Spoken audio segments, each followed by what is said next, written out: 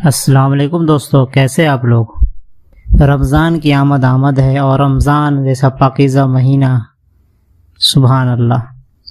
اللہ تعالیٰ قرآن شریف میں فرماتا ہے، بسم اللہ الرحمن الرحیم، اے ایمان والو، تم پر روزے فرض کر دیے گئے ہیں جس طرح تم سے پہلے لوگوں پر فرض کیے گئے تھے تاکہ تمہارے اندر تقوی پیدا ہو۔ چلے آج جانتے ہیں کون کون سے عمل کرنے کے ہیں۔ 4 عمل جو رمضان میں کثرت سے کرنے کے ہیں۔ پہلا کلمہ طیب، اس کا زیادہ سے زیادہ ورد کرے، پھر استغفار، خوب استغفار کرے۔ کوئی سا بھی استغفار کی دعا آپ کو یاد ہو اس کو خوب استغفار کرے رمضان میں۔ پھر جنت مانگے، جنت مانگنا، کثرت سے جنت مانگنا۔ جب بھی ہمارے نبی صلی اللہ علیہ وسلم فرمائے کہ جب بھی مانگو تو جنت الفردوس مانگو، اس لیے ہم بھی کوشش کرنا چاہیے کہ جب بھی مانگے تو جنت الفردوس مانگے۔ اپنے آپ کو یہ نہ اللہ تعالیٰ سے جب بھی کبھی کچھ مانگنا ہو تو بڑا چیز ہی مانگے، کیونکہ اللہ ہر چیز دے سکتا ہے۔ اس سے اللہ تعالیٰ سے بہتر کی امید رکھے اور جنت الفردوس مانگے اور جہنم سے خلاصی کی دعا مانگے۔ یہ 4 عمل ضرور کرے رمضان میں۔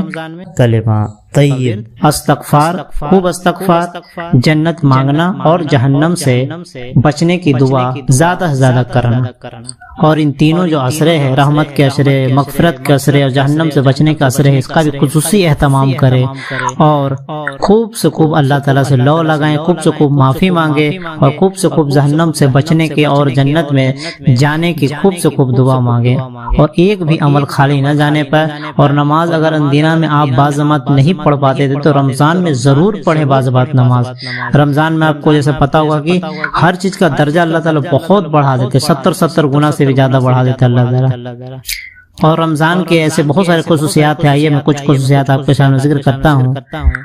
رمضان میں شرکس، جنات اور شیطان کو اللہ تعالیٰ قید کر لیتے ہیں، ان کا جور توڑ دیا جاتا ہے اور وہ ایک دم بے ضرر ہو جاتے ہیں۔ شرکس، جنات اور شیطان کو اللہ تعالیٰ قید کر لیتے ہیں، ان کا جور توڑ دیا جاتا ہے۔ اللہ تعالیٰ کو روزہ دار کے منہ کی بدبو مشک سے بھی بہتر لگتی ہے۔ جنت کے دروازے کھول دیے جاتے ہیں اور جہنم کے دروازے بند کر دیے جاتے ہیں۔ سمندر کی مچھلیاں روزے داروں کے لیے افطاری تک دعا کرتی رہتی ہے۔ بتائیے کتنی فضیلت ہے، سبحان اللہ۔ سمندر کی مچھلیاں بھی ہمارے لیے دعا کرتی ہے اگر ہم روزہ رکھتے ہیں تو اللہ تعالیٰ ہمیں روزہ رکھنے کی توفیق عطا فرما۔ ایک بھی روزہ اللہ تعالیٰ چھوڑنے سے حفاظت عطا فرما۔ آپ کو پتا ہوگا کہ ایک بھی روزہ اگر جان بوجھ کے آپ نے چھوڑ دیا، اگر آپ بیمار ہیں یا پھر سفر میں ہیں، تھوڑی گنجائش باقی رہتی ہے کہ اندینہ میں آپ اس کو پورا کر سکتے ہیں، لیکن اگر آپ نے جان بوجھ کر روزہ چھوڑ دیا تو 60 روزہ لگاتار رکھنا پڑے گی۔ تو آپ سمجھ لیں، اس لیے کوشش کریں کہ روزہ کو جیسے بھی کرے کمپلیٹ کیا جائے۔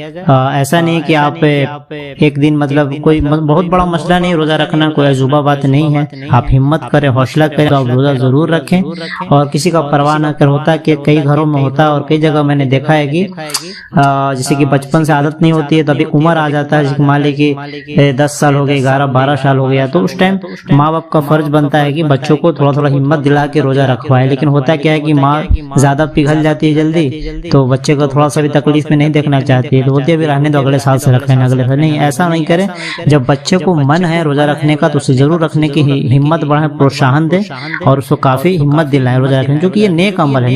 نیک عمل، جب بھی کوئی نیک عمل کرنے کو آگے قدم بڑھائے، چاہے آپ کا اولاد ہو یا کوئی بھی ہو، کوئی دوست ہو، ساتھی ہو، تو آپ اس کو پورا اپریشیٹ کریں، پورا ساتھ دیں۔ اور کوئی غلط کام کرے، کوئی برائی کی طرف سے قدم بڑھائے تو اسے روکیں، اسے زبردستی روکیں، جیسے بھی روک سکتے ہیں روکیں، لیکن جب بھی کوئی نیک کام کرے تو اس کو اپریشیٹ کریں۔ تو اسی طرح اگر کوئی بچہ اگر 10 سال ہو گیا، 8 سال، 9 سال، 10 سال، جب بھی شروع بچپن میں جو بڑے لوگ جب روزہ رکھتے ہیں تو بچوں کے اندر بھی شوق پیدا ہوتا ہے روزہ رکھنے کا۔ تو اب یہ ہوتا کیا ہے کہ کتنا بار ہوتا ہے کہ منع کر دیا جاتا ہے کہ اب اتنا گرمی ہے روزہ مت رکھو، یہ ہو۔ اگر وہ ہمت کر رہے ہیں، ان کو من کر رہا ہے تو ان کو روزہ رکھنے کی پرمیشن دے دیں اور دھیرے دھیرے ایسی عادت رکھتے ہیں، 1 سال 1 لگتا ہے، پھر 2، پھر 4، پھر 10، پھر 15، پھر 20، پھر 1 سال آتا ہے کہ 30 روزہ رکھنے لگتا ہے۔ اللہ تعالیٰ سبھی مسلمانوں کو روزہ رکھنے کی توفیق عطا فرما اور ہمیں ہر طرح کی غلط فہمیوں سے دور عطا فرما۔ اور رمضان میں جس نے رمضان کے روزے ایمان کی حالت میں اور ثواب کی نیت سے رکھیں، اس کے پچھلے تمام گناہ معاف کر دیے جائیں گے۔ اور جس نے شب قدر میں ایمان کی حالت میں اور ثواب کی نیت سے قیام کیا، عبادت کیا، اس کے بھی پچھلے تمام گناہ معاف کر دیے جائیں گے۔ آہا، خوشخبریاں ہی خوشخبریاں۔ رمضان میں اللہ تعالیٰ نے کتنی خوشخبری خوشخبریاں دی. اللہ تعالی ہمیں ان خوشخبریوں سے فائدہ اٹھانے کی توفیق عطا فرما اور ان سب خوشخبریوں میں ہمارا حصہ عطا فرما. آمین. سبحان اللہ. جنت کے دروازے کھول دیے جاتے ہیں، جہنم کے دروازے بند کر دیے جاتے ہیں. رحمت کا اشرا، مغفرت کا اشرا، جہنم سے بچنے کا اشرا. سبحان اللہ. شرکس، جنات اور شیطان قید کر دیا جاتا. اب کیا چاہیے؟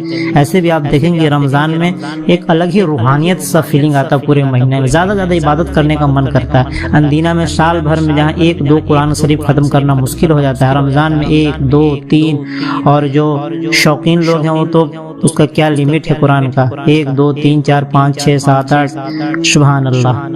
تو یہ ایک رمضان کا خاص یہ ہے، ہمیں ہر جگہ رحمت، برکت، مغفرت، ہر جگہ ایک دم نور ہی نور. رمضان کے مہینے میں رحمت و برکت نازل ہوتی رہتی ہے.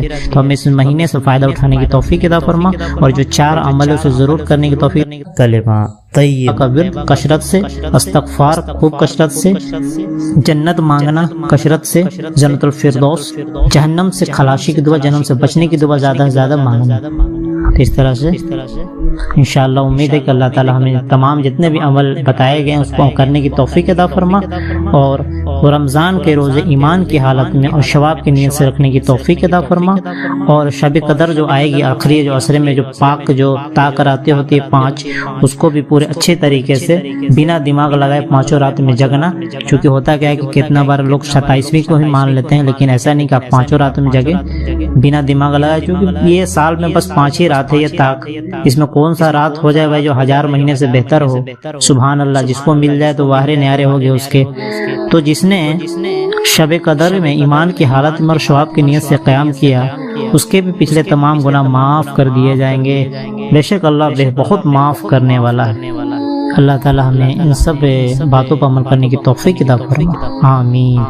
اور جو بھی غلطی ہو گئی ہو کہنے میں، سننے میں، بولنے میں، اسے اللہ تعالی ہمیں معاف کر دے. آمین ثم آمین.